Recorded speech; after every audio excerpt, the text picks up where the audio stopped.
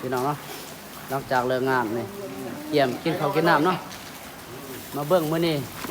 ได้ยังกินมื้อนี้นี่ โอ้มี บ่ เล มี ย บ่ มีแต่เขา โอ้มื้อวานยังว่าปิ้งปลาเด้อมื้อวานนี่เด้อ มื้อวานนี้ยังว่าปิ้งปลา กินข้าวจำเจียวประเด็กแล้วมื้อนี้ ไอ้ถ้วยใหญ่เลยแต่สิจบ ถ้วยบ่นี่ได้ถ้วยนี่เอานี่อ๋อ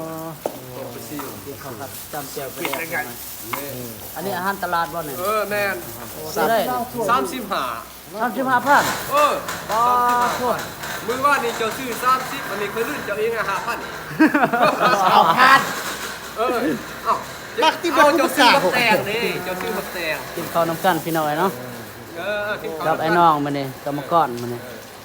โอ้ปิ้งกบอีกแล้วนี่ ปิ้งกบก็มีอยู่เอาแล้ว